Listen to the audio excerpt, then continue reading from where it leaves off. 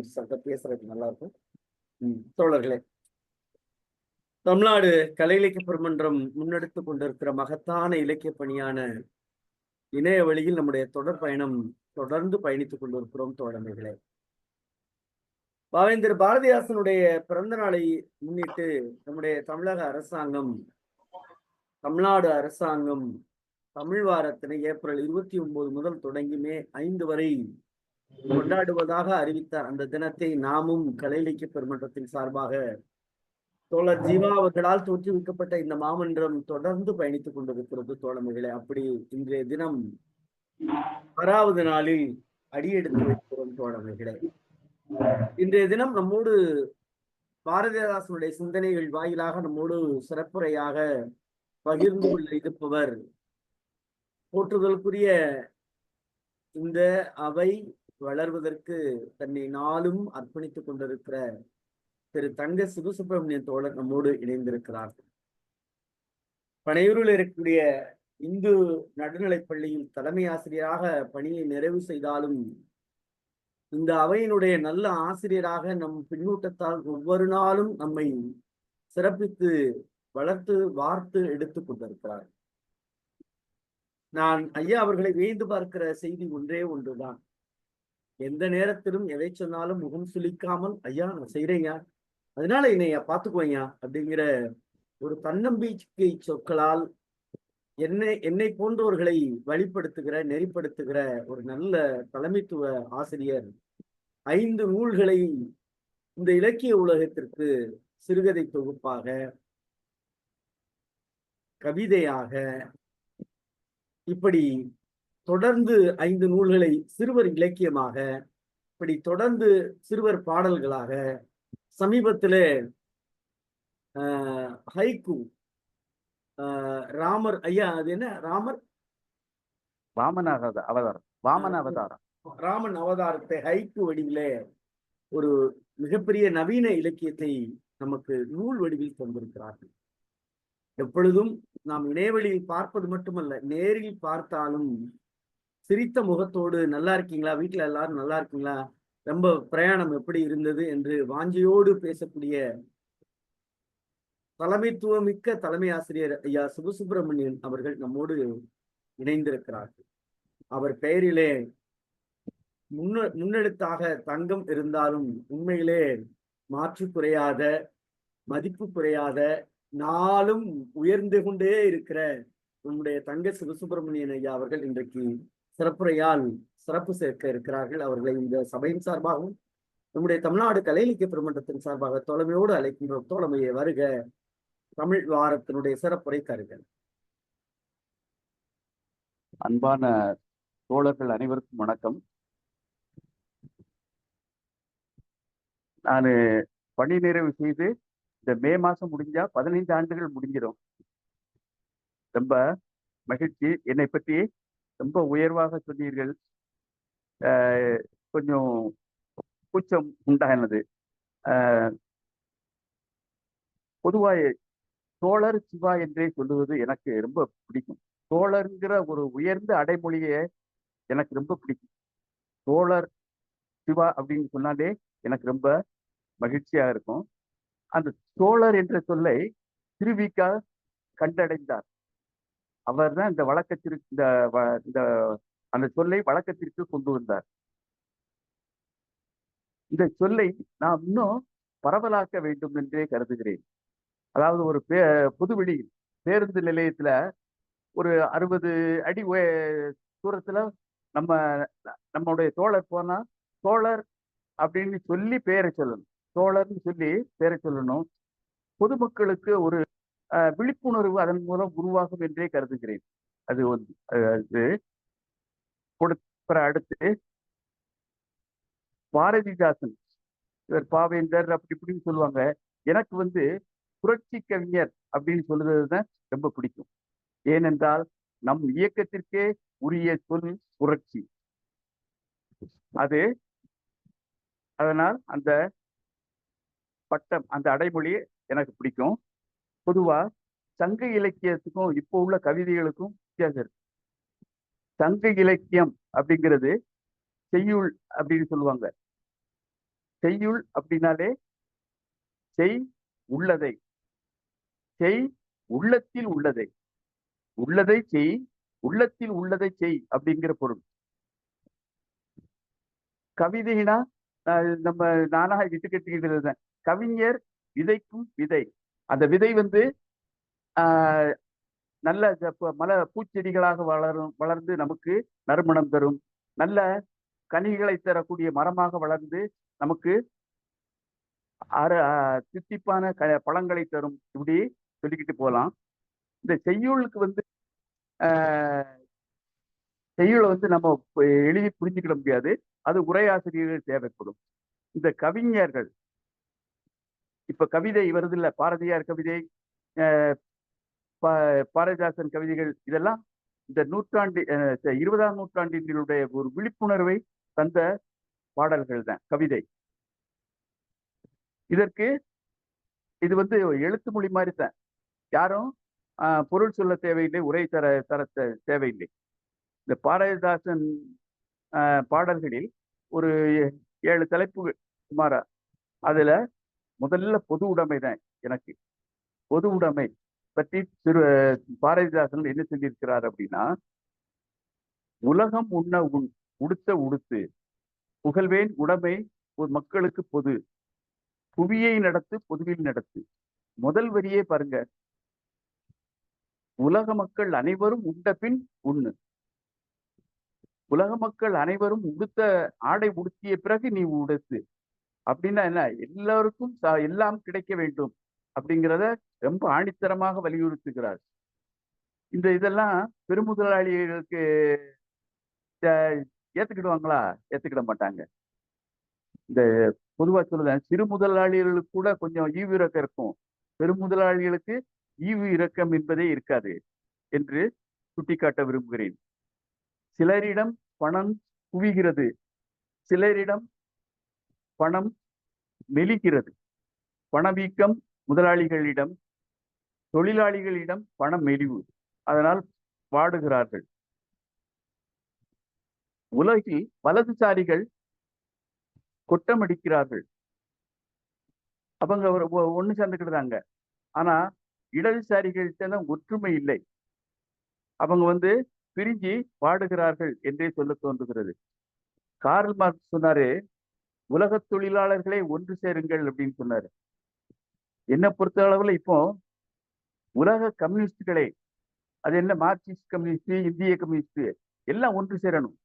உலக கம்யூனிஸ்டுகளை ஒன்று சேருங்கள் அப்படின்னு நான் என்னுடைய கம்யூனிச கருவூலம் என்ற நூலில் என்னுடைய எண்ணம் அப்படிங்கிறத குறிப்பிட்டிருக்கேன்.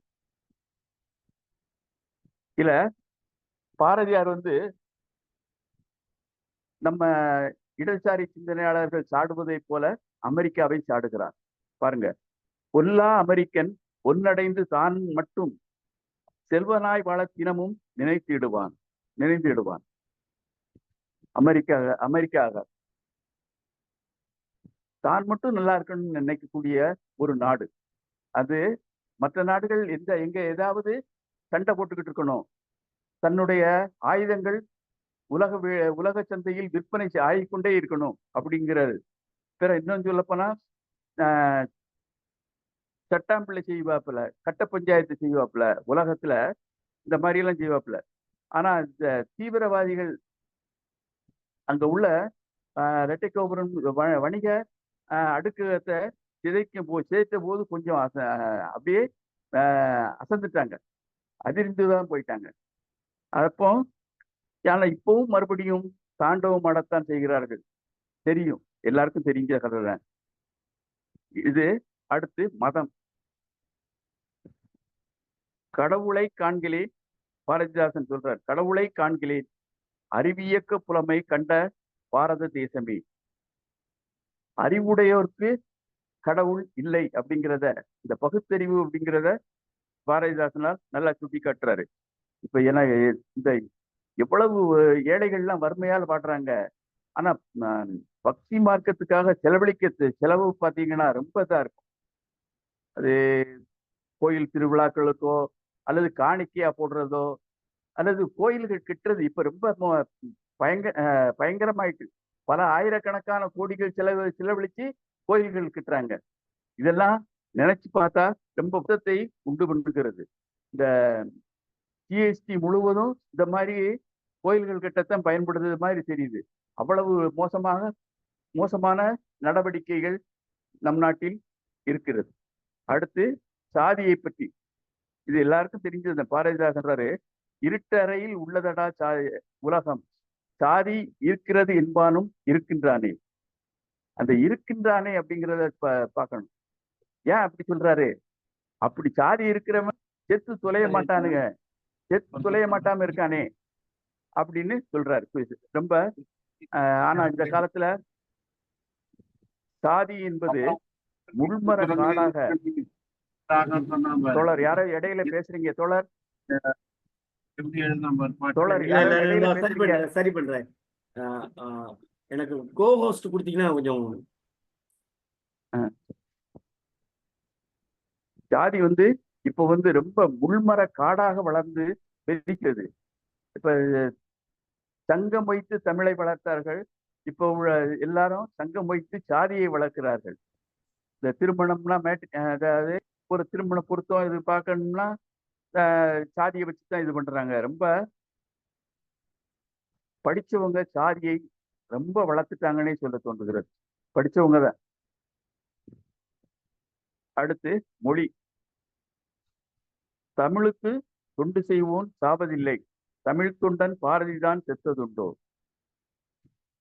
இப்போ இந்த இடத்துல தமிழுக்கு தொண்டு செய்வோன், பொதுவா தமிழை பேசினாலே போதும் நீண்ட ஆயுளை பெறலாம். கவிக்கோ அப்துல் ரஹ்மான் சொல்றாரு, ஒரு வாய் உரை மாதிரி தான். அதாவது இந்த இன எழுத்தெல்லாம் இருக்குல்ல, தமிழ்ல இன எழுத்துக்கள் இருக்கிறது. அது நம்ம பேசுவதற்கு எளிதாக, சங்கடப்படவே வேண்டாம், ரொம்ப மூச்சை கொடுக்க வேண்டாம், எளிதாக பேசலாம். அதனால இந்த தமிழை பேசுபவர்கள் நீண்ட ஆயுளை உடையவர்களாக இருப்பார்கள். அதுலேயும் தமிழுக்கு தொண்டு செய்பவர்கள் ரொம்ப, அதாவது பாரதியார் இப்ப கொஞ்சம் வயசுலேயே இறந்துட்டா இருந்தாலும் அவர் இன்னைக்கும் நம்ம நெஞ்சில் நிலைத்து இருக்கிறார். அதுதான் என்றும் அந்த புகழோடு திகழ்கிறார் அப்படிங்கிறது தான் முக்கியம்.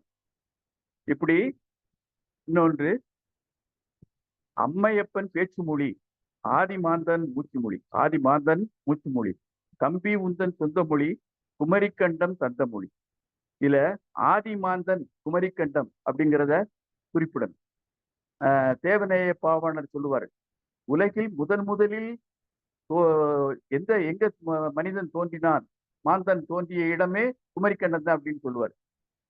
அதுதான் பாரதிதாசனும் இந்த பாடல்ல சுட்டி காட்டுகிறார் என்றே சொல்லலாம். அடுத்து, தமிழ் கல்வி தமிழ்நாட்டில் கட்டாயம் என்பதொரு சட்டம் செய்ய தமிழாய்ந்த தமிழன்தான் தமிழ்நாட்டில் முதலமைச்சராய் வருதல் வேண்டும்.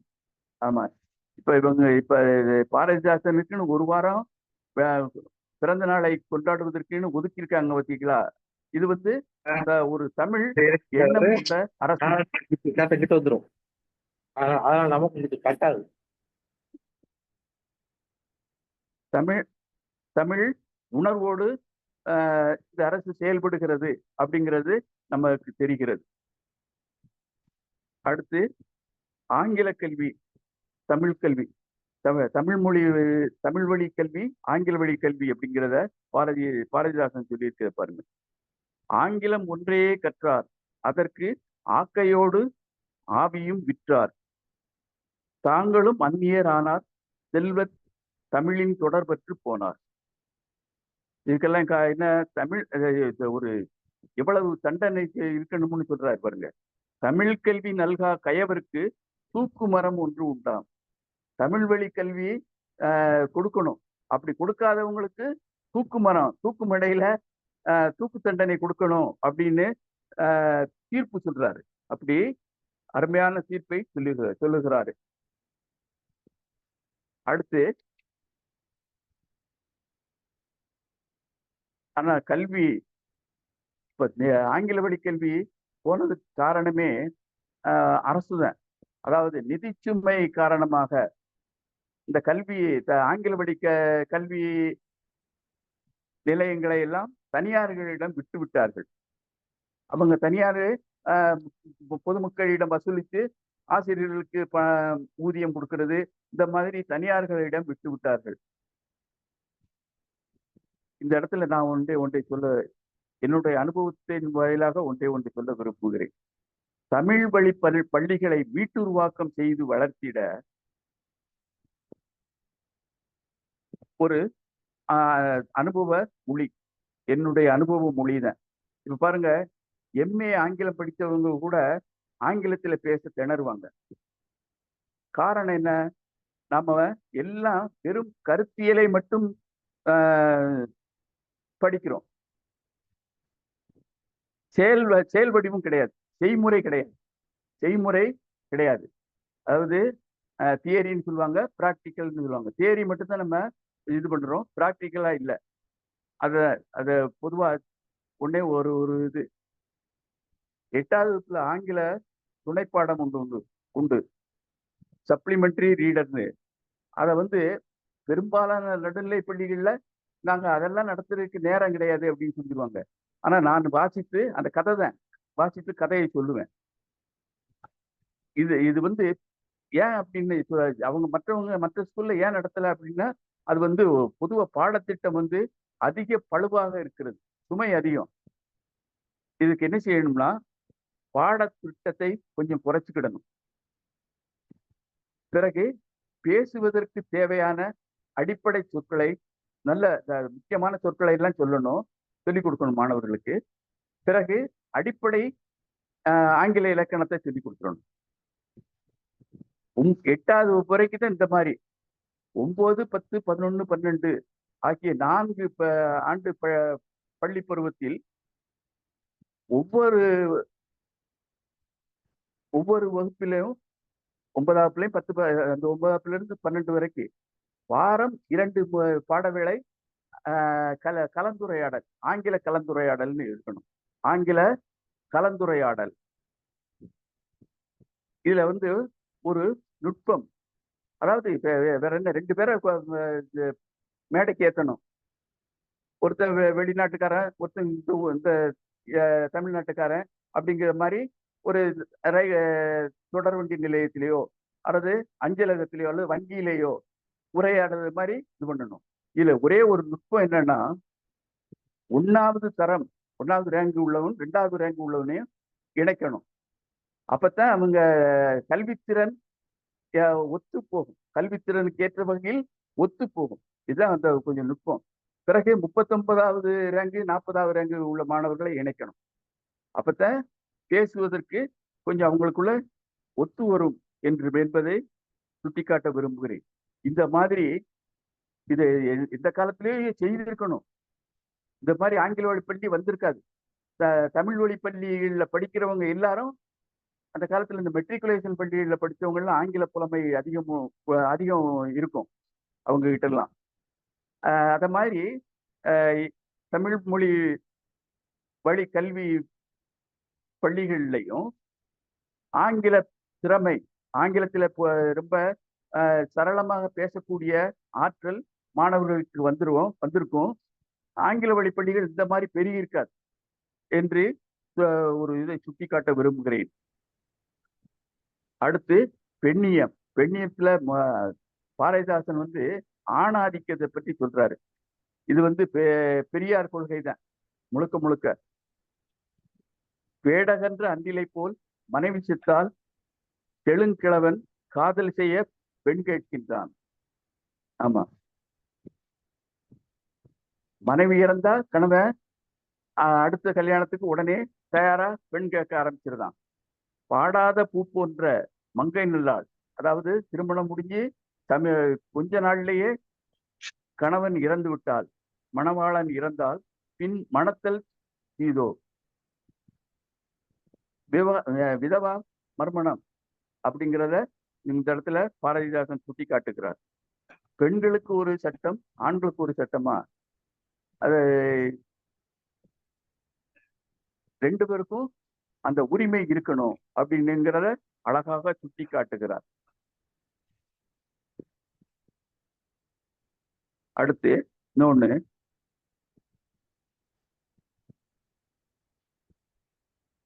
இல்லறத்தின் மாண்பு பற்றி பாரதிதாசன் ரொம்ப அழகா சொல்லியிருக்கிறார். இல்லறத்தின் மாண்பு. புதுமலர் அல்ல காய்ந்த புற்கட்டை. புதுமலர்னா ரொம்ப மனம் வீசும், நல்ல அழகா இருக்கும். ஆனா அவ அந்த மனைவி எப்படி இருக்கிறாள்? காய்ந்த புற்கட்டு, ரொம்ப காஞ்சி போன புல்கட்டு மாதிரி இருக்கா அவள் உடம்பு. சதிராடும் நடையாள் அல்லல்.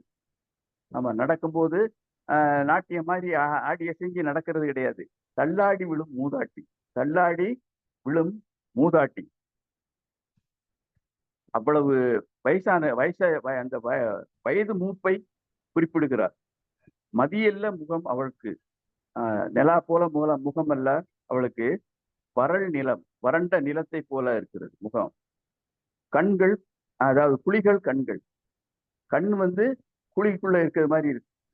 அந்த அந்த வயசானா அதனுடைய தன்மைகளை அப்படி இயல்புகளை விளக்கி சொல்லுகிறார். எது எனக்கு இன்பம் நல்கும், எது எனக்கு இன்பம் கொடுக்கும் அப்படின்னா, இருக்கின்றாள் என்பது ஒன்றே. என்னோட இந்த வீட்டுல இருக்கிறாள், அவளும் இருக்கிறாள் என்னோட, அப்படிங்கிறது ஒன்று போதும் எனக்கு. அதான் இது இல்லறத்தின் மாண்பு. இல்லறத்தின் மாண்பு. ஒரு சம்பவம் அதை சொல்ல விரும்புகிறேன். அதாவது எங்க பள்ளிக்கூடத்துல நான் பணியாற்றிட்டு இருக்கும்போது ஏஇஓ பார்வையிட வந்திருக்கிறார். அப்போ அங்க 2 பிரைமரி ஸ்கூல்களும் இருக்கு. அந்த ஹெட் மாஸ்டர் இருந்தாங்க, இன்னும் 2 டீச்சர்கள்லாம் இருந்தாங்க. அப்போ அந்த வழியா ஒரு அஞ்சலக அதிகாரி போனார். அவருக்கு மனைவி ராசியே இல்லை அப்படின்னு சொன்னாங்க. ஒருத்தர் சொன்னார், ஒரு தலைமை ஆசிரியர். என்னன்னு கேட்டா, 2 மனைவி இறந்துட்டு 3வது மனைவியும் கெட்டினாரு, 3வது மனைவியும் என் மனைவியும் இறந்துட்டு அப்படின்னு சொன்னாப்புல. அப்போ அந்த ஏஇஓ சொல்றாரு, 60 வயசுக்கு மேல என்னத்துக்கு மனைவி தேவையா அப்படின்னு சொல்றாரு. அவங்க ஏதோ ஒன்றுக்கு மட்டும்தான் மனைவி தேவை அப்படிங்கிறத சொல்லாம சொல்றாங்க. நான் அந்த நேரம் 60 வயசுக்கு மேலதான் கணவனுக்கு மனைவியும் மனைவிக்கு கணவனும் அத்தியாவசியமான தேவையாகும் என்று சொல்லி, இன்றியமையா தேவையாகும் என்று சொன்னேன். ஏன்னா ஒருத்தருக்கு ஒருத்தர் அனுசரணையா, ஒருத்தருக்கு ஒருத்தர் ஆதரவா வாழ வேண்டிய காலம் அது 60 வயசுக்கு மேல. அப்படிப்பட்ட காலம் கட்டாயம் துணை வேண்டும். இந்த திருவள்ளுவர் சொல்றது ஞாபகம் நினைவு. வாழ்க்கை துணை நலம், வாழ்க்கை துணை நலம். அதுதான் அந்த 60 வயசுக்கு மேலேயும் 2 பேரும் சேர்ந்து வாழக்கூடிய காலம் அந்த நலமாக இருக்கும். வாழ்க்கை துணை நலம். ஆமா, இந்த இடத்துல வாழ்க்கை துணை திருவள்ளுவர் சொல்றது பார்த்தீங்களா? ரொம்ப நினைச்சு பார்த்தா அப்படியே மனசுல மகிழ்ச்சியும் நெகிழ்ச்சியும் வருது. எல்லாரும் பக்திமான்கள்லாம், பக்தியாளர்கள்லாம் எழுதுவாங்க, கடவுள் துணை, முருகன் துணை, கந்தன் துணை, எப்படி எல்லாமோ எழுதுவாங்க. ஆனா திருவள்ளுவர் வாழ்க்கை துணை, நம்மோடு வாழ்க்கையில் துணையாக வருபவர் தான் வாழ்க்கை துணை. எவ்வளவு அருமையாக சொல்லியிருக்கிறார் என்பதை எண்ணி மகிழ்கின்றேன். இதுல இருந்து நான் கடைசியா தொகுத்து சொல்றது என்னன்னா, தமிழ் பெயர்கள் சூட்ட வேண்டும். அது எதுக்குனாலும் சரி, பிள்ளைகளுக்குனாலும் சரி, ஒரு வணிக நிறுவனம் நடத்தினாலும் சரி, தமிழ் பெயர்களை சூட்ட வேண்டும். தமிழை வழக்கு மொழியாக வேண்டும். வழக்காடு மொழி இன்னும் ஆகல. தமிழ் இசையை கூட்ட வேண்டும். அதான் தமிழ் இசை மலர்ந்ததற்கு, பொதுவா தமிழ் இசை ஓரளவுக்கு இந்த அளவுக்கு மலர்ந்ததுக்கு காரணமே பெரியார் தான். அதாவது சீர்காழி கோவிந்தராஜனை தன்னுடைய கூட்டங்களுக்கு பாட அழைத்து தமிழிசையை தமிழ் பாடல்களா பாட வச்சு தமிழிசையை வளர்த்தார் என்று சொல்லுவாங்க. ரொம்ப அருமையா இருக்கும். அப்படி தமிழிசையை கூட்ட வேண்டும். அதே மாதிரி தமிழை மருத்துவ மொழியாக்க வேண்டும், தமிழை பயிற்று மொழியாக்க வேண்டும். ஆமா, உலக முழுவதும் மொழியறிஞர்கள் தாய்மொழி வழி கல்விதான் சிறந்ததுன்னு சொல்லியிருக்காங்க. ஆனாலும் இங்கே நேருக்கு மாறாக இருக்கிறது, எதிர்மாறாக இருக்கிறது.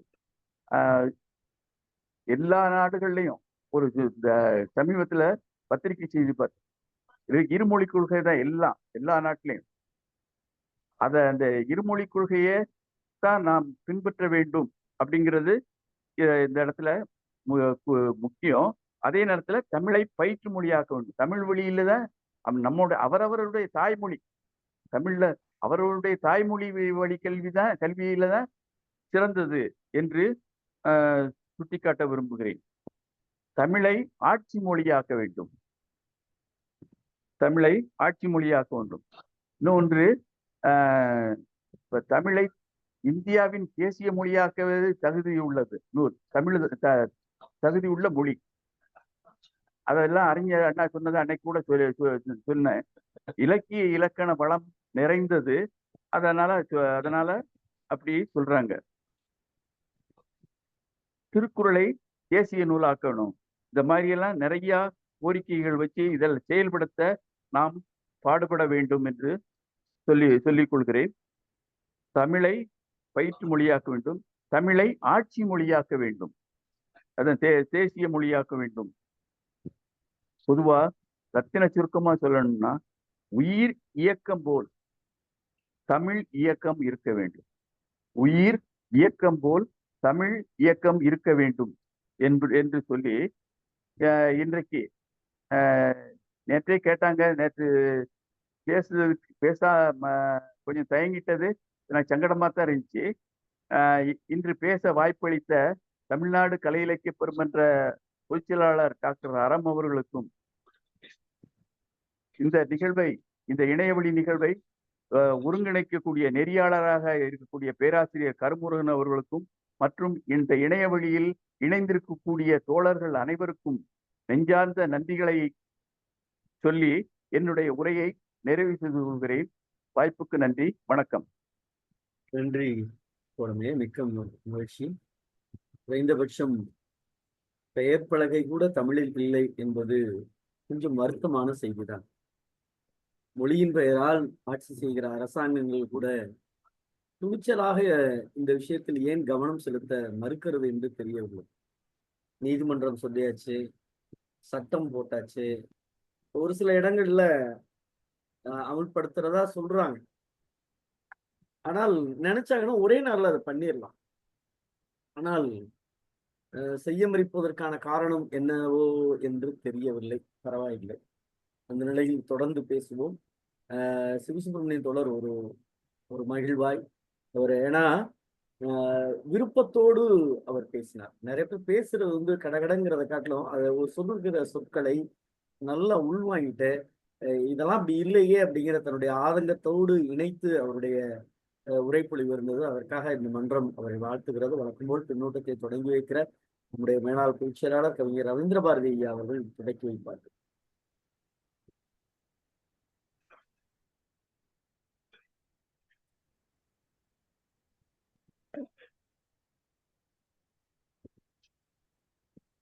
அன்பான தோழமை நெஞ்சங்களே, கேக்குதா?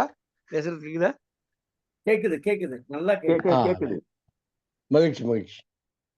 அன்பான தோழமை நெஞ்சங்களே, உங்கள் அனைவருக்கும் என்னுடைய அன்பான வணக்கம். இன்றைக்கு ஆறாவது நாளாக தமிழ் வார விழாவை நாம் கொண்டாடி கொண்டிருக்கிறோம். புரட்சி கவிஞர் என்ற சொல்தான் எனக்கு பிடிக்கும். எனக்கும் புரட்சி கவிஞர் என்று சொல்றதுதான் பிடிக்கும். நான் இப்போ மகிழ்ச்சி தோழர் சிவானுடைய கட்சி நான் இப்போ அவர் கட்சியில இணைஞ்சிட்டேன். நல்ல பதவி கொடுத்தா சரி. இல்ல, இந்த இணையவழியில் இணைஞ்சிருக்கிறவங்க எல்லாருமே அந்த கட்சி தான். புரட்சி கவிஞர் தான் அவர். ஏனென்றால் எல்லாத்தையும் புரட்டி போட்டு விட்டார். பாரதியார் ஒரு பாதையை வகுத்து கொடுத்தார். அந்த பாதையில போய் இமயத்தின் உச்சியை தொட்டு விட்டார். மியமலையே புரட்டி போட்டு விட்டார். பழைய பஞ்சாங்கங்களை எல்லாம் தூக்கி எரிந்து விட்டார். கடல்ல தூக்கி போட்டு விட்டார். ரொம்ப அருமையா சொன்னார். எடுத்த உடனே தமிழுக்கு தொண்டு செய்வோன் சாவதில்லை, தமிழ் தொண்டன் பாரதி தான் செத்ததுண்டு. இந்த ஒரு வரி போதும், ஒரு வரி போதும். தமிழுக்கு தொண்டு செய்யறவனுக்கு ஆயுஸ் கூடுன்றார் நம்ம தோழர் சிவா தங்க சிவசுப்பிரமணியன் அவர்கள். நல்ல ஒரு உரையாடல் முறையிலேயே நம்மோடு நேர பேசுற மாதிரி அந்த பேச்சு வழக்கில உரையாடுறது ரொம்ப இனிமையானது. ஏன்னா ஒரு இலக்கண வளத்தோட அப்படியே இலக்கண தமிழ்ல பேசும்போது அது ஒரு செயற்கையா இருக்கும்.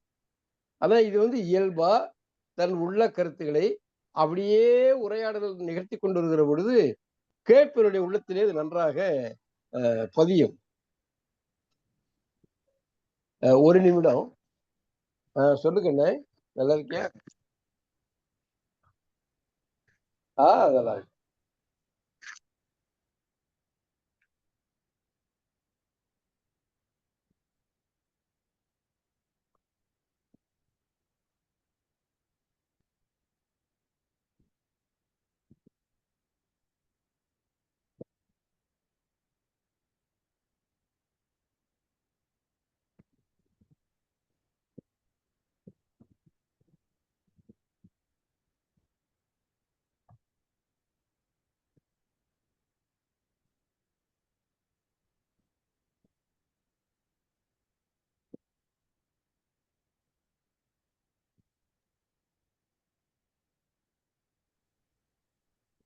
தடங்களுக்கு மன்னிக்கவும், இடையூறுக்கு நீங்க வருந்துகிறேன். பெரிய அப்படியெல்லாம் சொல்லாதாங்க, அதெல்லாம் ஒண்ணும் இல்ல, எல்லாரும் பொறுத்து கொள்ளத்தான் செய்வோம். அப்போ பாவேந்தர் பாரதிதாசனுடைய அவருடைய கொள்கைகளை, அவருடைய கோட்பாடுகளை ஒரு 7 பிரிவுகளாக பிரித்து கொண்டு வரிசையா அழகா சொன்னார். குடும்ப விளக்குல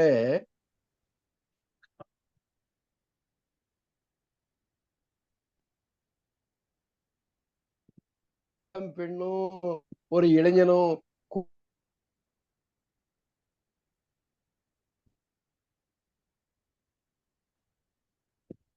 இருக்கிறதா உண்மையான அன்பு.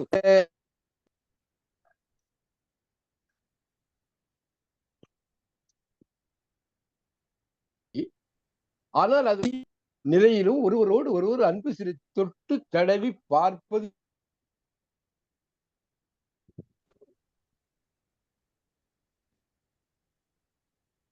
அழகா சொன்னார் ஐயா சிவசுப்ரமணியன் அவர்கள். மிக அழகா சொன்னார். காதல்னு சொல்லும்போதே கூட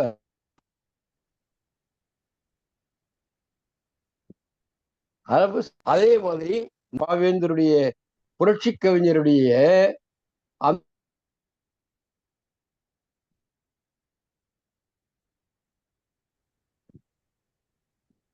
அனுபவத்துல எங்க வீட்டுல வேலை செய்யறது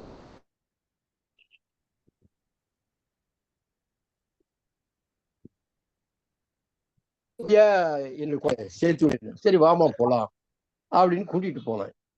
கூட்டிட்டு போன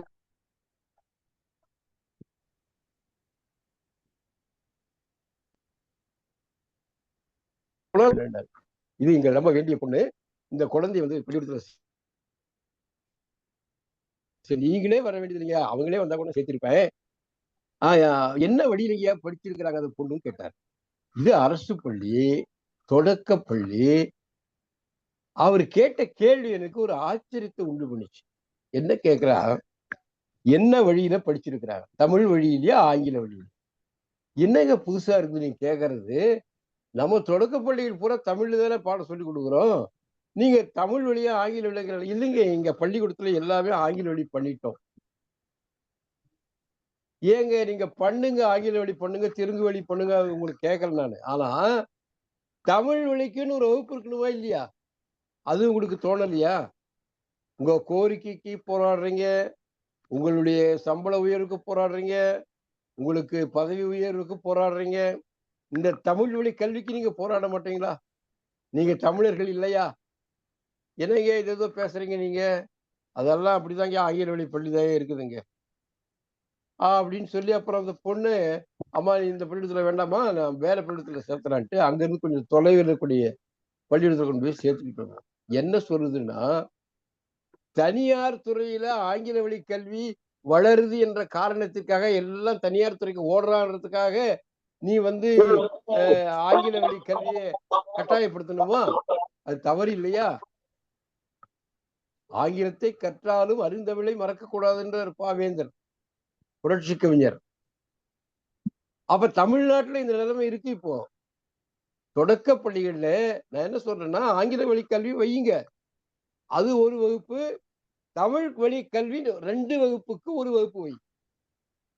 பள்ளிக்கூடம் முழுக்க ஆங்கில வழி கல்வியை வச்சுட்டு நாங்க தமிழ் வழி சொல்லி தர்றது இல்லைங்க, தமிழ் ஒரு மொழியா மட்டும் தான் சொல்லி தர்றோம்னா என்ன நியாயம்? 8ஆம் வகுப்பு வரைக்கும் நம்முடைய கல்வி தமிழ் வழி கல்வியில் தான் இருக்க வேண்டும். நாமோ புரட்சி கவிஞருடைய பிறந்த நாளையொட்டி தமிழ் வார விழா கொண்டாடி இருக்கின்றோம். ஆனால் உலக பண்பாட்டுல சொல்ற மாதிரி இது என்னால் நிலை என்றான் உலகப்பன். இந்த நிலை இப்படி இருக்குதுங்க. இதெல்லாம் நாம அரசின் கவனத்துக்கு கொண்டு வந்து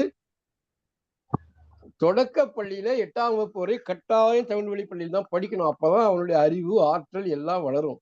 ஆனா ஆங்கிலத்தை ஆங்கிலேயனை விட சிறப்பாக கற்க வேண்டும். இது ரொம்ப அழகா சுருக்கமா சொன்னாலும் பசுமரத்துல ஆணி அடிப்பது போல அழகாக ஐயா சிவசுப்ரமணியம் அவர்கள் சொல்லி இருக்கிறார்கள்.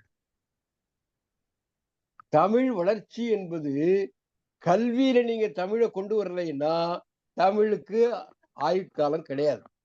அது எவ்வளவு செம்மொழியா இருக்கட்டும், சங்க இலக்கியம் படைத்ததாக இருக்கட்டும், தொன்மொழியாக இருக்கட்டும், எல்லாம் இருக்கட்டும், புழக்கத்துல மக்கள் கல்வியில கற்கவில்லை என்றால் புழக்கத்துல எப்படி இருக்கும்? இந்தியை இருக்கிறோம் சரி, தமிழை வளர்க்க வேண்டாமா? மிக அருமையான ஒரு கேள்வி அது. தமிழ் வழி கல்விக்கு அது அரசு பள்ளியில தமிழ் வழி, தனியார் பள்ளிகளிலும் ஒவ்வொரு பள்ளியிலும் தமிழ் வழி கல்வி வகுப்புகள் இருக்க வேண்டும் என்று கட்டாயப்படுத்துறோம். அவன் அரசினுடைய அனுமதி வாங்கிட்டு தானே தனியார் பள்ளி நடத்துறான். தமிழ் வளர்ச்சி என்பது ஏதோ புரட்சி கவிஞருடைய செந்தமிழே உயிரே நருந்தேனேன்னு சொல்லி மேடையில பேசிட்டு போனா மட்டும் போதாது. தமிழை தமிழர்கள் வாழ்வில்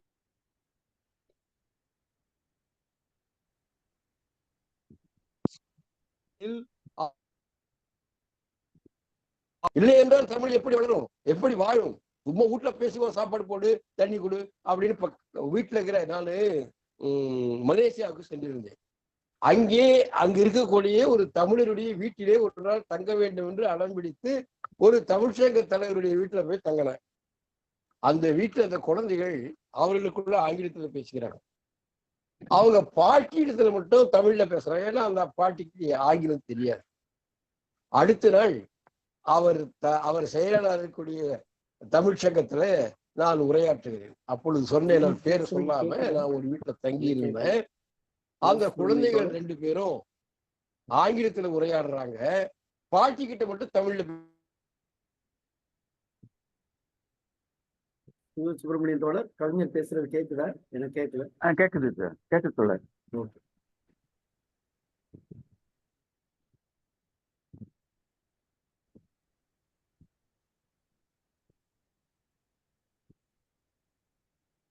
ஏன் பேசுங்க,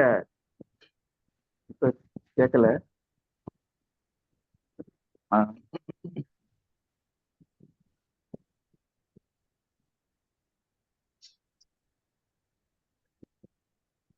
சில நேரங்கள்ல இணைய பிரச்சனை அவருக்கு இருக்கு.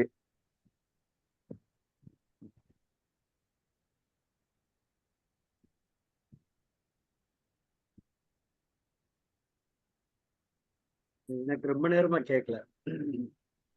எனக்கு வாத்தியாரிகளே இப்படிதான் காரணம். இவர்கள் எல்லாருமே ஆங்கில பள்ளியில் தான் கொண்டு போய் சேர்த்துறாங்க பிள்ளைங்கள அப்படின்னு சொல்லி அவரு நம்ம ஊர்ல சொல்ற குறை மாதிரியே எங்கள்கிட்ட சொன்னார்.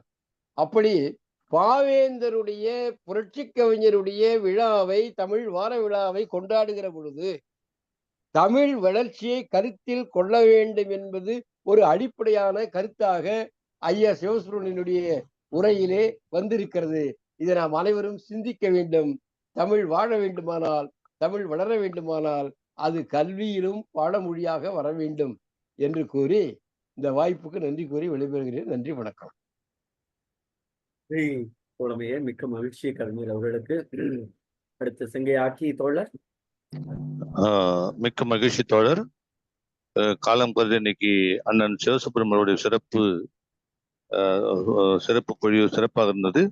முதற்கண் தமிழ்நாடு கலை இலக்கிய பெருமன்றத்துக்கும் இந்த நிகழ்வை சிறப்பாக நடத்தி கொண்டிருக்கின்ற மருத்துவர் ஐயா அறம் அவர்களுக்கும் நன்றியை தெரிவித்துக் கொள்கிறேன். சுருக்கமாக இன்றைக்கு பின்னூட்ட பிதாமகன் அவர்கள் ரவீந்திர பாரதி அண்ணா வழங்கியது தமிழ்நாட்டுக்கு ஒரு அறைகோல் போல அண்ணன் சிவசுப்ரமணியம் மூலமாக வைத்தது.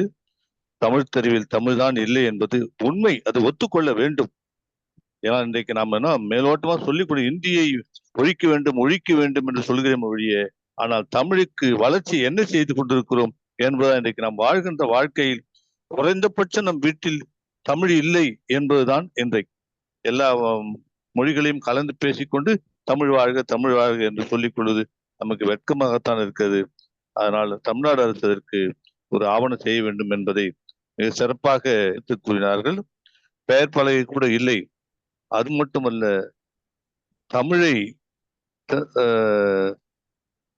தமிழுக்கு தொண்டு செய்வான் சாவதில்லை என்று செத்ததுண்டோ என்று அருமையான வரிகளை அண்ணன் சிவசுப்ரமணியன் சொன்னார்கள். இன்றைக்கு அவருக்கு பின்னூட்டம் சொல்வதனால் நிறைய தேவைப்படுகிறது. ஆனால் காலம் கருதி மிக சிறப்பாக அவருக்கு ஒரு சில வரிகளை அண்ணன் சிவசுப்ரமணியம் அவர்கள்,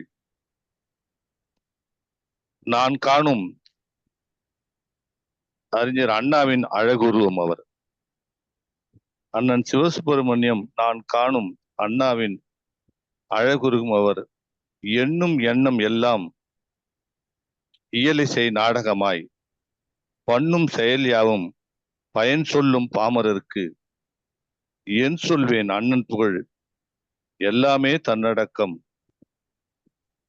கண் சொல்லும் கண்ணாடி வழி காதல் சொல்லும் கன்னி தமிழை மண் சொல்லும் மானுடத்தை வெல்லும் மனிதர் நலம் தாங்க வேண்டும்.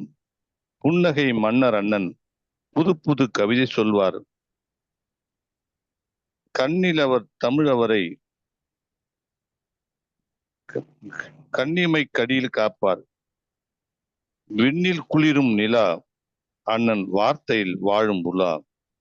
தென்னென கோடை தாகம் தனித்திடும் தண்டமிழ் நீர் தண்டமிழ் உரை. வண்டென உம்மை சுற்றும் வாசம் உள்ள மலரே நீதான். கண்ணென உம்மை காத்திருக்கும் பெருமன்றம். பொன்னென்றும் தோற்று போகும் பொன்மனச் செம்மல் தாங்கள் அண்ணனினி தோழர் சிவா என்று அழைத்தே மகிழ்வும் வாழ்க. உன்னை நான் உலகம் உன் உடுத்த உடுப்பாய் என்ற உயர்ந்த பொது உடைமை உலகை எடுத்து சொன்ன புரட்சிதாசனின் எடுத்து சொன்ன தங்களை வாழ்த்துகிறேன். அண்ணன் தோழர் சிவசுப்ரமணியம் அன்னை தமிழாய் வாழ்க. கண்ணியமிக்க கல்வித்துறைக்கு கல்வி புரட்சி சொன்ன பின்னூட்ட பிதாமகனே, பின்னூட்டம் தமிழகத்தில் தந்தீர். விண்ணும் வாழ்த்தும் உங்களை விரிந்தவான் அறிவு திறம். கண்ணுடம் போற்றும் தோழா கண்ணிய தமிழ் வாழ்க வாழ்க என்று இந்த நேரத்தில் வாழ்த்தி மிக சிறந்ததொரு பெரும் உரையை, சிறப்பான உரையை வழங்கிய தோழர் சிவசுப்ரமணியன் அண்ணன் அவர்களுக்கு நன்றியையும் பாராட்டையும் தெரிவித்துக் கொள்கிறேன். வாய்ப்புக்கு நன்றி, வணக்கம். நன்றி கவிஞரே, மிக்க மகிழ்ச்சி. முனைவர் மகாராஜன் ஐயா, உங்களுக்கு 2-3 நாளா வாய்ப்பு தரவே இல்லை.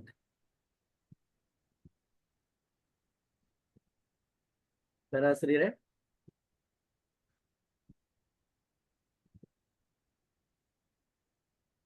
மகாராஜன் ஐயா.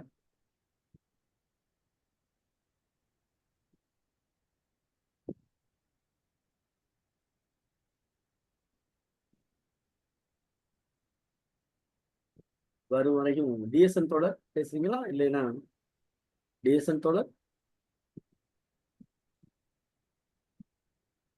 ஓகே, இந்த கண்ணன் அப்படிங்கிற பேர்ல இருக்கீங்களா? ஐயா டிஎஸ்என் தோழர் பேசுறீங்களா? வணக்கம் வணக்கம் தோழர், வணக்கம். நம்முடைய உங்களுக்கு தோள் கொடுத்து இந்த அரங்கை சிறப்பிக்கும் நமது சிவசுப்ரமணியன் தோழர் அவர்களுக்கு முதல் வணக்கம். அருமையாக இந்த நிகழ்வை நடத்தி கொண்டிருக்கிறார்.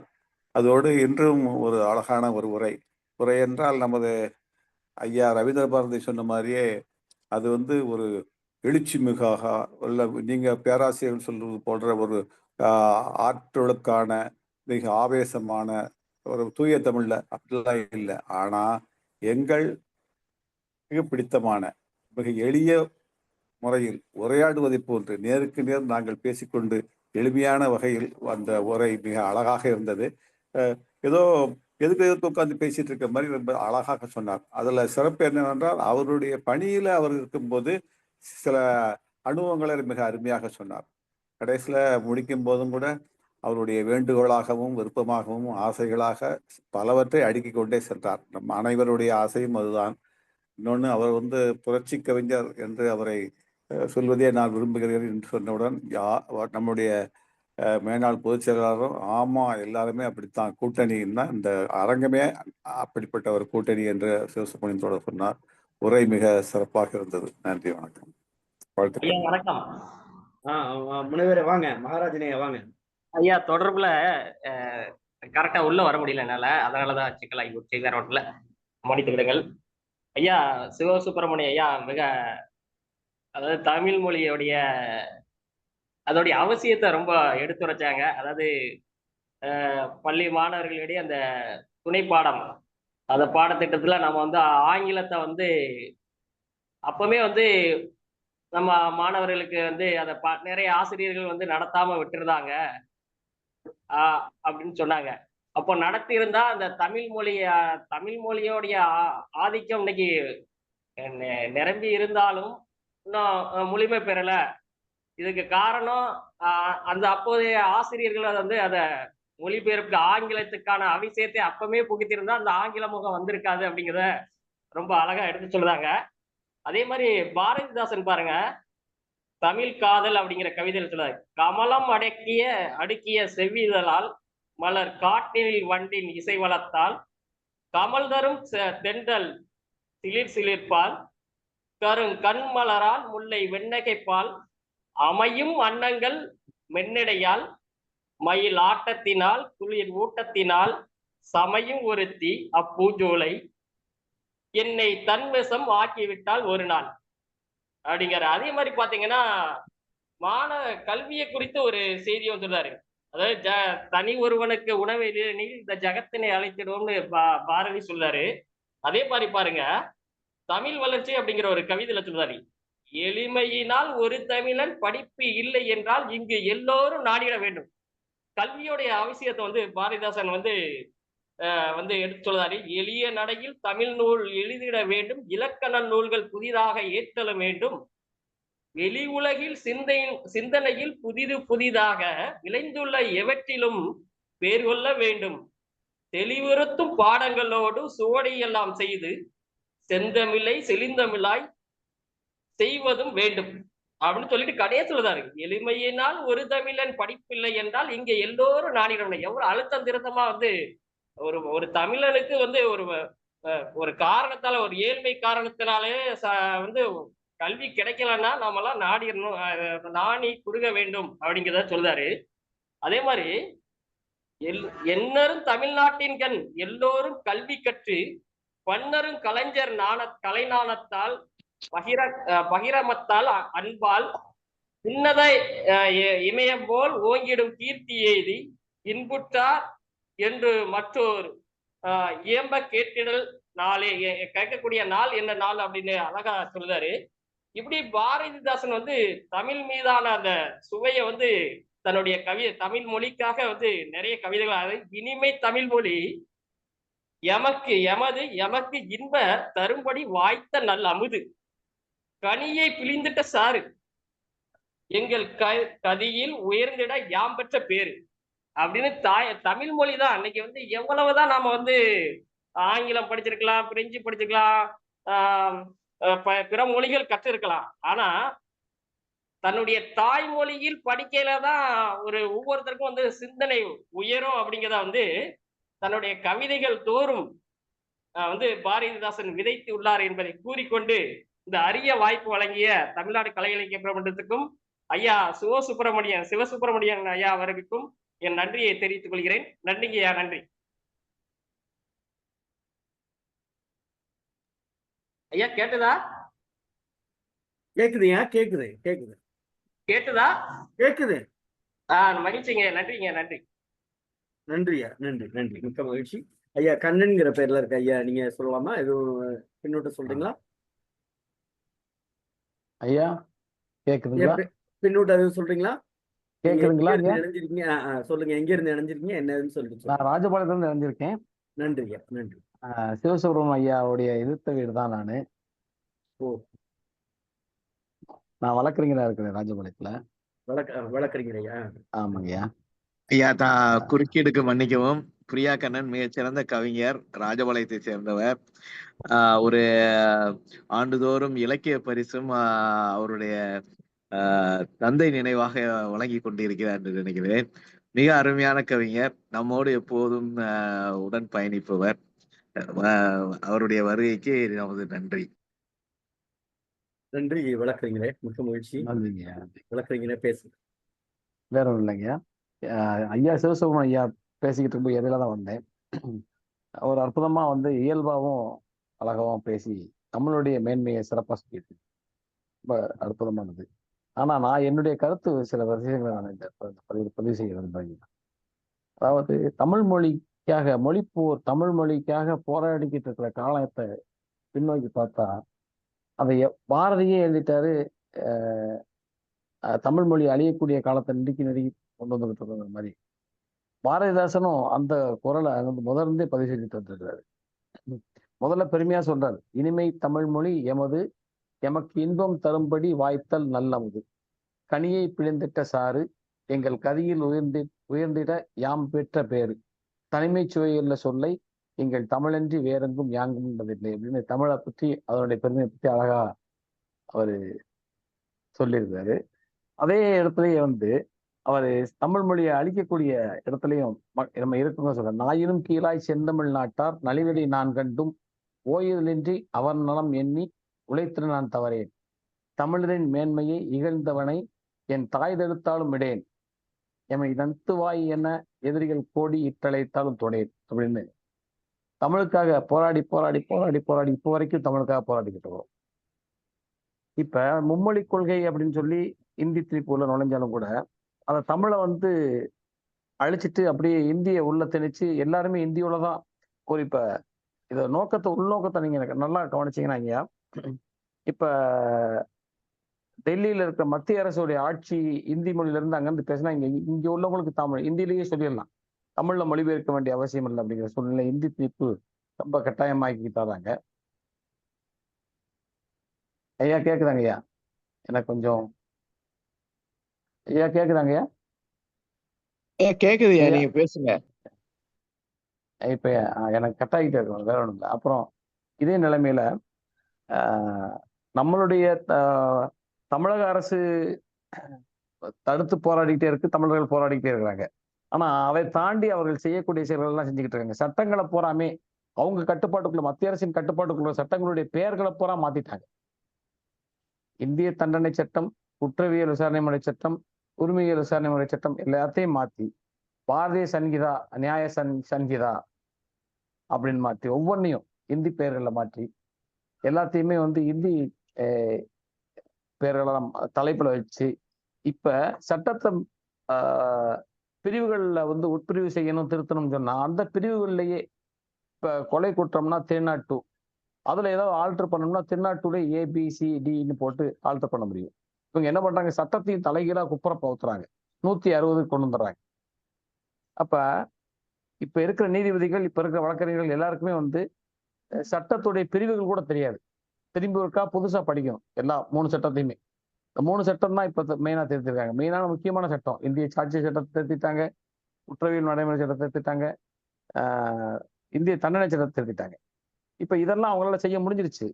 போராடி பார்க்கறதுல என்ன செய்யறாங்கன்னா, எல்லா இடத்துலயுமே 2 பிரிவுகளை உருவாக்குறாங்க. சங்கங்கள்லயே வழக்கு நம்மளுடைய தமிழர்களையும் 2 பிரிவாக்கி, அந்த பிரிவினையில வந்து ஒரு போராட்டம் ஒரு அமைப்பு செய்யுதுன்னா இன்னொரு அமைப்பு அந்த போராட்டத்தை செய்யாது. இந்த பிரிவினைவாதத்தையும் இதையும் மெர்ஜ் பண்ணி தமிழ் அழிக்கிறதுக்கான ஆயுதமா அவங்க கையில எடுத்திருக்காங்க. அதையும் சக்சஸ் பண்ணி ஒன்ன செயல்படுத்திட்டாங்க. சட்டத்துறையிலேயே, நீதித்துறையிலேயே, நீதிமன்றங்கள்லயே செயல்படுத்தி முடிச்சிட்டாங்க. இப்ப மொத்தத்துல தமிழக மக்களுக்கான ஒரு பெரிய அடி மாதிரி மும்மொழி கொள்கையை திணிக்கிறாங்க. திணித்தல்ங்கிறது தான் இப்ப வழி. இங்க திணிக்காம இருக்க வேண்டிய, படிக்கிறவங்க விருப்பப்படுறவங்க படிச்சுக்கலாம். ஆனா திணிக்கிறத வந்து தடுக்க வேண்டிய நிர்பந்தத்தில் நம்ம இருக்கிறோம். பாவேந்தர் பாரதிதாசன் வந்து இப்ப வர வர நிறைய பேருக்கு தெரியாமே போயிடுச்சு. திரைப்பட பாடல்கள் ஆசிரியர்கள் தெரிந்த அளவு கூட பாவேந்தர் பாரதிதாசன் தெரியாது வந்து ஒரு வருத்தமான விஷயம். இப்ப நான் முத்தரசையாவுடைய அந்த பாவேந்திரன் இலக்கிய வானம்ங்கிறதெல்லாம் வந்து அவர் திரும்பவும் பாவேந்திரன் நினைவுபடுத்துறதுக்காக எழுதப்பட்ட ஒரு நூல் மாதிரி தான் எனக்கு அதை உணர்றேன். அந்த நூலோட முழு இதையும் கிட்டத்தட்ட நான் தான் தட்டச்சு செஞ்சு கொடுத்தேன். எனக்கு அது ரொம்ப திருப்தியாகவும் இருந்தது, மனசுக்கு நிறைவாகவும் இருந்தது. அந்த பாவேந்தரை பத்தி, பாரதிதாசனை பத்தி தெரியாம போயிருமோ அப்படின்னு கவலைப்பட்டு இருக்கும்போதுதான் இந்த மாதிரி அமைப்புகள் ரீதியா வந்து பாரதிதாசனை வந்து நினைவுபடுத்துறதுக்கும் தமிழின் அருமையை விளக்குறதுக்கும் தமிழனுடைய கொள்கை தீரத்தை உறுதிப்படுத்துறதுக்கும் இந்த இந்த கூட்டம் அற்புதமாக அமைஞ்சது. எனக்கு ரொம்ப சந்தோஷம், மகிழ்ச்சியா இருக்குது. நன்றி தோழர்களே. நன்றி வழக்கறிஞர் அவர்கள், மிக்க மகிழ்ச்சி. நீங்கள் இணைந்ததில் மகிழ்ச்சி அடைகிறோம். அடுத்ததாக முனைவர் கிருஷ்ணனையா, நீங்க எதுவும் இன்னைக்கு சொல்றீங்களா? முனைவர் கிருஷ்ணனையா, என பேசாதவருக்கு வாய்ப்பு கொடுக்க வேண்டியிருக்கு. நன்றி. சாத்தூர் சிங்கக்குட்டி. பேராசிரியரே, நல்லா வாங்க சிங்கக்குட்டியா வாங்க. கேக்குதா? நல்லா கேக்குது. சாத்தூர்ல மட்டுமா கேக்குது? உங்களுடைய குரல் இன்னைக்கு கொஞ்சம் ரொம்ப கம்மியா கேக்குதாதான் என்னன்னு தெரியல. ஐயோ, அப்படியா? தெரியலையே, என்னன்னு தெரியலையே. ஆமா, சரி நல்லது. இன்று நமது ஐயா சிவசுப்பிரமணிய அவர்களுடைய உரை மிகவும் சிறப்பு. ரொம்ப சுருங்க சொன்னா கூட ரொம்ப அருமையாக அதையெல்லாம் வந்து பகுத்து பார்த்து சொன்ன விதம் வந்து அருமை. அதாவது சிவமும் சுப்பிரமணியமும் இணைந்த உருவம், சிரிப்பிலே நமை மயக்கும் தங்கம், உரை விழிப்பிலே களம் வியக்கும் சிங்கம், உயர் குணத்திலே உள்ளம் கவர் வங்கம். என்ன அந்த சிவசுப்பிரமணிய ஐயா வந்து இந்த தமிழை பற்றி நிறைய சொன்னாங்க. அதாவது அதேபோல் பாரதிதாசனுடைய கவிதைகள் மற்ற எல்லாமே பார்க்கும்போது பார்த்தோன்னா ஒரு ஆதங்கம் வெளிப்படுகின்றது. அந்த ஆதங்கம் என்பது எப்படி அப்படின்னா, ஒண்ணு தமிழ் வளர்ச்சி தமிழ் மக்களிடையே அந்த அளவுக்கு இல்லை என்று அர்த்தத்தின் சாரமா, இல்லை இப்படித்தான் வந்து மக்கள் மட்டும் அதை புரிந்து கொள்ளவில்லை அப்படின்னு. அதே மாதிரி இந்த தமிழை பொறுத்த மட்டில் இலக்கிய தமிழ் என்று ஒன்று சொல்லும்போது அதே மாதிரி நடைமுறை தமிழ்னு நம்ம ஒண்ணு வச்சுக்கலாம். அதாவது இலக்கிய தமிழ்னு வைக்கும் போது இப்ப பாரதிதாசன் எழுதியிருக்கிறாரு, அதுக்கு முன்னாடி பாரதியார் எழுதியிருக்காரு, அதுக்கு முன்னாடி மத்த திருக்குறள் இருக்கு, எல்லாமே இருக்கு. எல்லாமே வந்து அகநானூறு, புறநானூறு, சங்க இலக்கியங்கள், 14 கணக்கு நூலுக்கு இப்ப ஐந்தகு, குறுந்தகை எல்லாம் பார்க்கும்போது எல்லாமே தமிழ் தான். அப்ப தமிழ் வந்து வளர்ச்சி இல்லைன்னு நம்ம ஆதங்கப்படுறதுல வந்து அர்த்தம் இல்லை. அப்ப என்ன அர்த்தம் அப்படின்னா, இலக்கிய தமிழ் வளர்ந்து கொண்டிருக்கின்றது. அந்த அந்த இலக்கிய தமிழை படித்து நடைமுறை தமிழ் வந்து குறைந்திருக்கிறது. அந்தத்தினுடைய ஆதங்கத்தினுடைய வெளிப்பாடுதான் அப்படி என்று நம்ம நினைக்க தோன்றுகிறது. அப்ப அந்த வகையில் பார்க்கும்போது தமிழ் வளர்ச்சி அடையவில்லை, தமிழ் வந்து நல்லா வரவில்லை என்று எனக்கு வந்து சொல்றதுல வந்து எனக்கு வந்து ஒரு உடன்பாடு இல்லை. காரணம் என்னன்னா, எல்லா இடத்துலயுமே தமிழ் பல்கலைக்கழகம் இருக்கு, தமிழ் ஆசிரியர் இருக்காங்க, தமிழை சொல்லிக் கொடுத்துட்டு தான் இருக்காங்க. இப்போ வந்து அரசு பள்ளிகளையும் தமிழை வந்து வளர்த்துக்கிட்டு தான் இருக்காங்க. அப்படிங்கும்போது நம்ம தமிழை பொறுத்த மட்டில் வளர்ச்சி அடைந்து கொண்டுதான் இருக்கின்றது. அப்ப ஆதங்கம் என்று சொல்லக்கூடிய பாரதிதாசன் சொல்லக்கூடிய வார்த்தைகள்லாம் பார்க்கும்போது அவருடைய எண்ணத்தில் இப்படி ஒரு குறைபாடு இருந்திருக்கலாம் என்று எனக்கு தோன்றுகின்றது. இன்னொன்னு, ஐயா வந்து ஒரு குரல், அதாவது ஒரு பாடல் வந்து எழுதியிருக்காரு. என்னாளோ அப்படின்னு சொல்லிட்டு ஒண்ணு எழுதியிருக்காரு. எண்ணரும் தமிழ்நாட்டின் கண் எல்லோரும் கல்வியற்று பன்னரும் கலைஞானத்தால் பராக்கிரமத்தால் அன்பால் உன்னத இமமலை போல் ஓங்கிடும் கீர்த்தி எய்தி இன்புற்றார் என்று மற்றோர் இயம்பக் கேட்டிடல் என்னாளோ. கைத்திற சித்திரங்கள், கணிதங்கள், வான நூல்கள், மெய்த்திற நூல்கள், சிற்பம், விஞ்ஞானம், காவியங்கள் வைத்துள தமிழர் நூல்கள் வையத்தின் புதுமை என்ன புத்தகச்சாலை எங்கும் புதுக்கு நாள் எந்த நாளோ. இப்படி ஒன்றொன்றாக சொல்லிக் கொண்டே போகின்றார். அதாவது வெறுப்புறும் குற்றம் செய்தாராதா விரைந்தன்னாரை நொறுக்கினார் முதுகெலும்பை தமிழர்கள் என்ற செய்தி குறித்த சொல் கேட்டின் பத்தில் குதிக்கும் நாள் எந்த நாளோ. இப்படி அந்த பாடல் என்னாலோ என்று இதுல வந்து கவிதையை வந்து அப்படியே எழுதிட்டு வர்றாரு. அந்த அந்த கவிதையினுடைய சாராம்சத்தை பார்க்கும்போது அவருடைய எழுச்சியை காட்டுகிறது.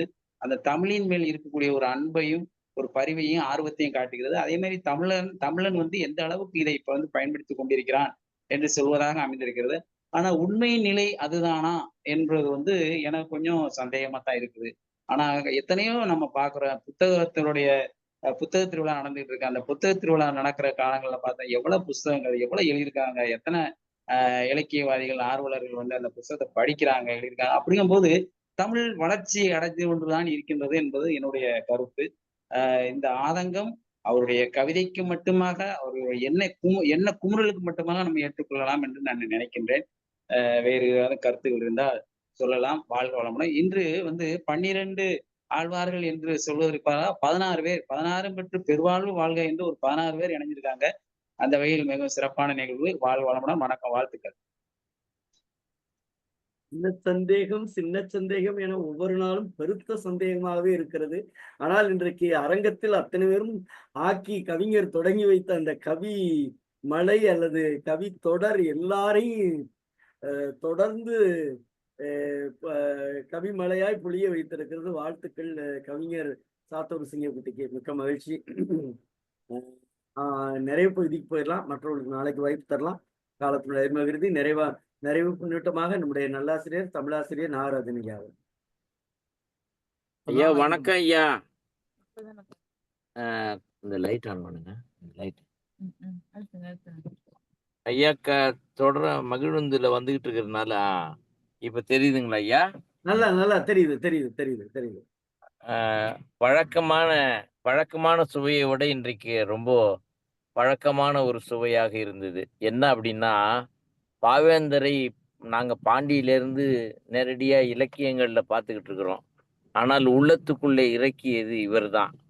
அதை எப்படி சரியா சொல்லணும்னா, பாவேந்தரையும் தமிழையும் பிரிக்க கூடாது, சமுதாயத்தையும் தமிழையும் மறக்கடிக்க கூடாது, தமிழ் உணர்ச்சியையும் வேறு வேறாக கருதக்கூடாது.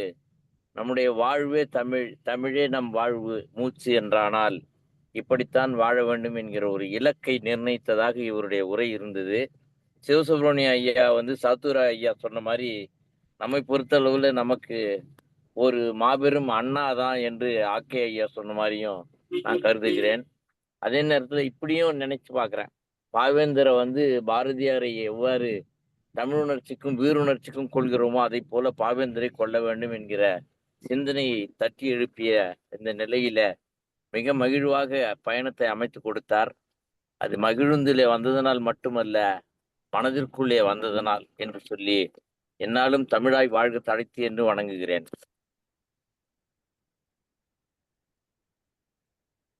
நன்றி நல்லாசிரியர் அவர்களே. நிறைவாக நம்முடைய தமிழ்நாடு கலை இலக்கிய பெருமன்றத்தினுடைய பொதுச்செயலாளர் தோழமை முத்த மருத்துவர் அரமையாவுக்கு.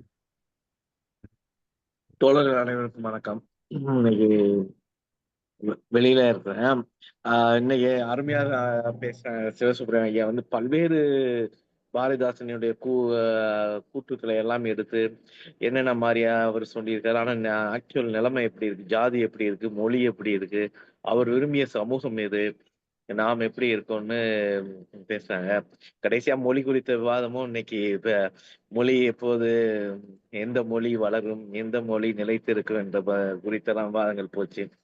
பொதுவா வந்து இந்த உலகம் இயங்குறது பொருள் உற்பத்தியிலும் பொருள் விநியோகத்திலையும் தான். அப்ப எந்த மொழி பொருள் உற்பத்திக்கும் பொருள் விநியோகத்துக்கும் பயன்படுதோ அது மட்டும்தான் நிலைக்கும். மற்றதெல்லாம் காலப்போக்கில் அழிவை சந்திக்கும். அப்ப இந்த பொருள் உற்பத்திக்கும் பொருள் விநியோகத்துக்கும் ஒரு மொழி தகுதியானதாக தன்னை மாற்றிக்கொள்ள என்ன செய்ய வேண்டும்? அதுதான் நம்ம செஞ்சிருக்கோமா அப்படின்னு தான் பார்க்கணும். அது வன்மொழியாகவும் இருக்க வேண்டும், வளர்மொழியாகவும் இருக்க வேண்டும். அப்போதுதான் அது புதிய புதிய கண்டுபிடிப்புகள்லாம் தமிழ்லயே வரணும். இப்ப சீனால எடுத்துக்கிட்டீங்கன்னா மெடிக்கல் காலேஜ் இன்னும் சீன மொழியில தான் சொல்லித்தரான். வேற எந்த இங்கிலீஷ்ல எல்லாம் சொல்லி தர்றது இல்ல. ஜெர்மன்ல அந்த மாதிரி இருந்தது, கொஞ்சம் கொஞ்சமா மாறிக்கிட்டு இருக்காங்க. எல்லாரும் இங்கிலீஷை நோக்கி தான் போய்கிட்டு இருக்காங்க. ஜப்பான்ல கூட அந்த மாதிரி இருந்தது. ஜெர்மனோட ஆய்வுகள்லாம் ஜெர்மன்லயே வரும். ஜப்பானுடைய ஆய்வு மொழிகள்லாம் ஜப்பான்லயே வரும், ஜப்பானிய மொழிகள்லயே வரும். அந்த மாதிரியான ஒரு தன்மை தமிழ் மொழிக்கு உண்மையிலேயே மொழியை வளர்க்க வேண்டும் என்றால் ஆராய்ச்சிக்கு புதிய புதிய கண்டுபிடிப்புகள் தமிழ் மொழியில இருக்கணும். தமிழர்கள் கண்டுபிடிக்க வேண்டும். நம்ம ஐயா சொன்ன இது சிறந்த பரிந்துரை. 1வது வகுப்பு முதல் 8வது வகுப்பு வரை இருந்தது.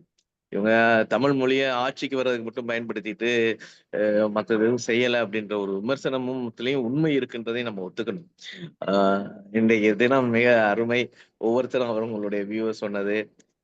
முக்கியமா தோழர் பிரியா கண்ணன், அவர் ஒரு வழக்கறிஞரும் கூட. அவர் இன்னைக்கு நம்ம இடையே வந்தது அருமை. ஐயா நாகராஜன் ஐயா காலையில 5 மணிக்கே போன் பண்ணாங்க. இந்த வயதுல எத்தனை மணிக்கு கிளம்பிடுவாருன்னு தெரியல. விழுப்புரத்திலிருந்து கரூருக்கு சென்று கொண்டிருக்கிறார். இன்னும் வீடு போய் சேரல. அப்ப ஒரு இலக்கிய பணிக்காண்டி தன்னுடைய உடல் உபாதைகளை எல்லாம் மீறி இவ்வளவு தூரம் பயணிச்சு போய்கிட்டு இருக்காருன்றது நம்ம எல்லாம் இன்னும் உற்சாகம் விட்டது. நாம் இதை விட அதிகமாக வேலை செய்ய கடமைப்பட்டிருக்கோம் என்பதை அவர்கள் உணர்த்துகிறார். அனைவருக்கும் நன்றி. பொதுச்செயலாளர் அவர்களுக்கு மிக்க நன்றி, மகிழ்ச்சி. தோழர்களே, இன்றைய தினம் ஒரு நிறைவாக நம்முடைய மொழியினுடைய இலக்கு எதை நோக்கி இந்த சமூகத்தில் உடனடியாக பயணிக்க வேண்டும் என்கிற சிந்தனையை பாரதிதாசனுடைய கருத்துக்களோடு முன்வைத்த இன்றைய உரைப்பொழிவாளர், நாம் அடிக்கடி சொல்வது போல மாற்று குறையாத நாளும் தற்பொழுது உயர்ந்து கொண்டே இருக்கிற அந்த தங்கத்தை போல இருக்கிற தங்க சிவசுப்பிரமணிய அவர்களுக்கு தமிழ்நாடு கலை இலக்கிய பெருமன்றத்தின் சார்பாக தோழமைமிக்க வாழ்த்துக்களை பதிவு செய்து நிறைவு செய்கிறோம். நாளைய தினம் ஐயா நீங்க உங்களுடைய கருத்துக்களை சொல்லலாம். கேட்க வந்துட்ட இல்ல, நீங்க பேசுறது கேட்கல. ஐயா நீங்க பேசுறது கேட்கல.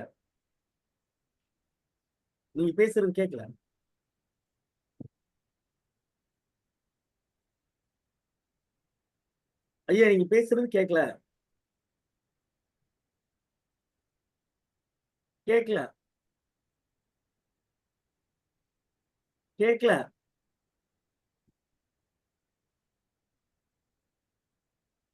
மியூட் எடுங்க ஐயா. இல்ல, ஹெட்செட்டை கழட்டிட்டு கூட பேசி பாருங்கயா.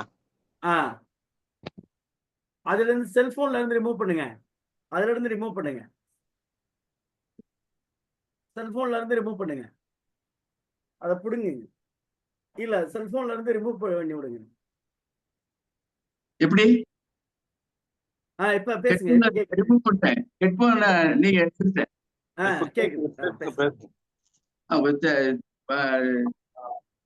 குறுக்கீடுக்கு வருந்துகிறேன். அதாவது பொதுச் செயலாளர் உரைக்கு பிறகு யாரும் உரையாற்றக்கூடாதுன்னு ஒரு முறை இருக்கு. இருந்தாலும் 1-2 1 நிமிஷத்துல முடிச்சிடுறேன். இன்னைக்கு மேனாள் பொதுச் செயலாளர் அருமையாக பின்னூட்டம் அளித்தார், அவருக்கு நன்றி. அடுத்து செங்கை ஆகியும் சாத்தூராரும் கவிதை, அதாவது பாரதிதாசன் கவிதையை படிச்சதுனால என்னமோ கவிதை மழை பொழிகிறார்கள், அவங்களுக்கு ரொம்ப நன்றி. பக்கத்து வீடு, நான் அவர் வழக்கறிஞர் பிரியா கண்ணன் அவர்களை ஏத்து வீடுன்னு சொல்ல மாட்டேன், பக்கத்து வீடு அப்படின்னு தான் சொல்லுவேன். ஏன்னா ஏத்து வீடு அப்படின்னா பொருள் மாறிடுமோ அப்படின்னு பக்கத்து வீடுன்னு சொல்லுவேன். அவர் ரொம்ப அருமையா அளித்தார். ஒன்றே ஒன்றுதான்,